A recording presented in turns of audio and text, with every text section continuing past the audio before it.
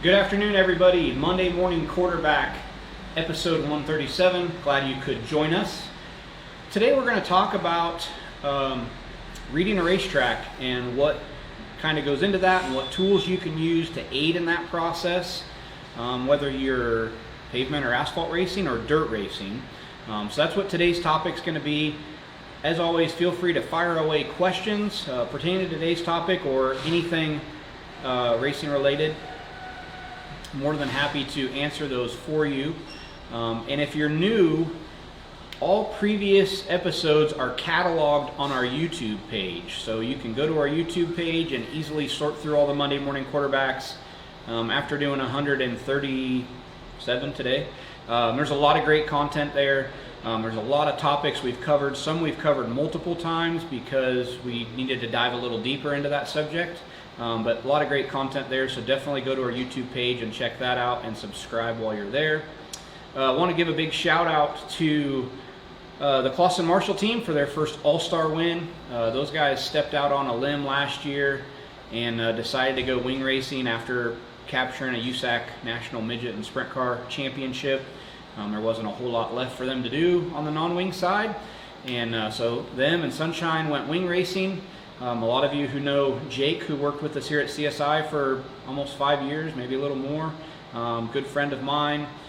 He went over there full-time as the crew chief on that program. So while we were sad to lose Jake here every day, of course, we were super excited for that opportunity for him to get back racing full-time, which is definitely what his passion is. We all love racing, and opportunity he couldn't pass up to go work with Sunshine in that.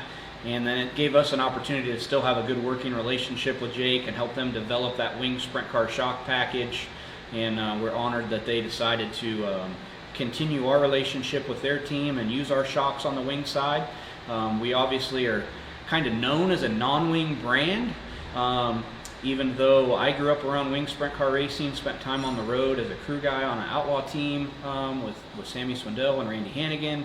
And we love wing sprint car racing. We do build more wing shocks than people would know, but we're certainly better known as building a lot of quarter midget stuff and micro stuff, and certainly winning a bunch of USAC championships on the midget and sprint car side. So honored to be working with those guys and really putting a lot of development into our wing shock program. So congratulations to Jake and Tim and Sunshine and all those guys. I'm sure it's the first of many. They almost got another one Saturday night. I think if it wasn't for a late race caution there, Sunshine would have won his first and second in back-to-back nights. So that was really, really cool to see those guys pull that off. So without further ado, we'll jump into today's topic. And going to be a little hard to describe some of the things, but I'm going to do my best to tell you as a crew chief what I look for at the racetrack and changing track conditions, and how I read what the racetrack's doing, again, on the dirt side and the pavement side. So we'll cover the dirt side first. As always, if there's a question, I have my phone here so I can see them. Go ahead and ask that question and we'll cover it. So for dirt track racing, typically when I would get to the track, the first thing I would do, even if it's a place that I'm really familiar with and I go to regularly, get your eyes on the track, try to see how much moisture they have in the track, how much have they prepped it, watered it, tilled it, a screwdriver or a sharp object to stick down in the track to get a sense of how hard it is and how deep the moisture is. That'll give you a good starting indication of potentially how the night's going to go, whether it's going to blow off quick or stay with a little bit of moisture and grip in the track. And then the biggest thing I would do throughout the night is, whether that track's on Race Monitor or My Race Pass, pretty much everybody has some type of timing system, which makes life a lot easier. Really pay attention to track times. So from the first hot lap session, typically the track will speed up a little bit as the grease gets blown off, but then from heat races, or from qualifying to heat races to the semi to the main, what's the track doing time-wise? Is it getting faster? Is it getting slower? How much slower is it getting? And as it starts to slow down, on the dirt side, it's slicking off, so we need to tighten the race car up. If your track doesn't have My Race Pass or Race Monitor, or doesn't use transponders, you're going to have to just keep an eye on it with your stopwatch. But aside from visually looking at the track and seeing when it's getting black and how slick it's getting, the lap times don't lie, and that's a very good tool you can use to determine how much speed the track still has in it. And I keep those notes, right? So throughout the night, as I'm jotting down my setup adjustments, whether I'm using Pit Logic or just a pen and paper, I'm also writing down like, hey, this is what the faster guys are running lap time wise. For instance, if you went to Bloomington Speedway and the heat race last week was running 12/8 and it's 12/8 now, you know the track's going to have a similar amount of grip, and your gearing's probably going to be right, and that setup should be close, unless there's some anomaly like it has a really big cushion tonight or something like that. So keeping track of the lap times in your notes throughout the night is going to be a very good tool. If you do use Pit Logic, you can take photos of the track and store those with your setups, and that's really helpful to have that information, not only the lap times, but then what the racetrack visually looks like. So that's kind of how I would read the track on the dirt side, right? Pay attention to the lap times, continually go up and look at the track and get good visuals. It's really hard at some places where you're pitted a mile away if you can't see the track, but you got to just get on the four-wheeler or hike up there or whatever, and definitely keep your eyeballs on the racetrack throughout the night. As we've talked about in the past, if you're not having a smooth night and you're not prepared going to the racetrack and you're spending all night fixing stuff that's broke or hunting down spares in the trailer, that really limits your ability to go up and look at the racetrack and kind of puts you behind the eight ball throughout the night. So being prepared ahead of time is really important to give you the most time possible to analyze the racetrack and then come back and make the most educated decision you can make. Again, the bigger your notebook is, the easier that decision is going to be, because you can go back and visually see what's worked in the past for those kind of conditions. Any questions? No questions there yet. Okay, so now on the pavement side of things, so if you're pavement quarter midgets, sprint cars, a little bit harder, right, to read the racetrack because you don't have the visual of what the track's like. So typically a pavement track's not going to have as big of a swing as far as grip levels as the dirt track would. Again, live and die by the track times, because whether it rained the night before and washed some rubber off the track, or a competing series was there, maybe with a different brand of tire and there's some different rubber laid down, now the track doesn't have as much grip for the tires you're on. Those are all important things to keep in your notes as far as lap times.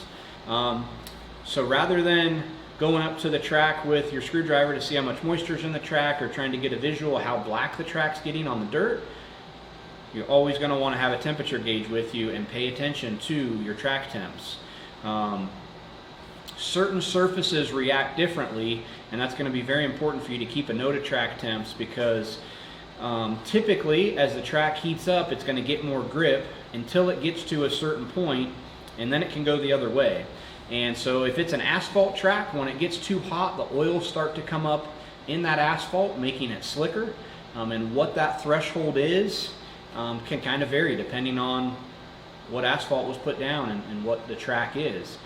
Certain tracks that when they start to get shaded, an asphalt track might have gotten hot enough that the oils have came up and it's lost grip, but now the sun's starting to go down and one corner gets shaded and the track temp goes down there, well, it might start to pick grip back up.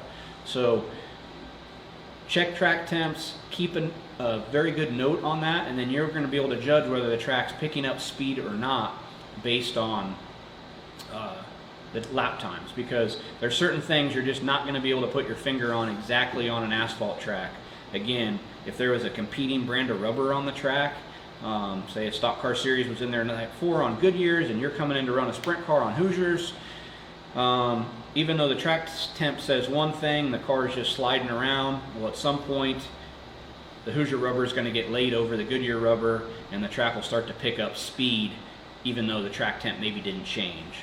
So those are all really important things to keep in mind and keep in your notes, because if you go back to that place and you have a good database of, man, this temperature or this lap time, the gearing was right, you're just going to be that much more confident in your setups and be able to make the most educated guess possible. Because at the end of the day, it's all a guess. I don't care if you're IndyCar racing, if you're testing for the Indy 500 this week, you have all the data in the world, sensors on every single aspect of that race car. At the end of the day, that race engineer still has to make the most educated guess possible as to what the right setup is. There's no formula to get you the perfect setup. And that's the awesome thing about racing, because it would get really boring if you could plug a formula in and be like, yep, this is the perfect setup, and then everybody ran around at the same speed and the only difference was drivers. So most of our customers aren't racing at the level of an Indy car, so you don't have all that data. You have to generate as much data as you can within your team and take really good detailed notes so you can feel like you're making a really good educated decision on your setup for that night. And then that's just going to put confidence into your driver too. You know, if you can go to your driver and be like, man, this was really good here 3 weeks ago, track's identical, you're going to be awesome. He's going to strap himself into that race car with a lot of confidence, and that's half the battle sometimes.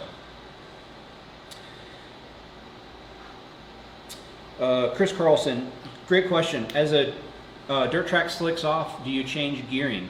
Yes. So as the track slows down, gearing is going to need to be adjusted. Not always, right? Like they don't always do that. But the other thing where gearing will need to be adjusted is if the track maybe was on the bottom early in the night and now that's slicked off and the cushion is where you need to run and it's farther around, well, you're going to need to adjust your gearing for that.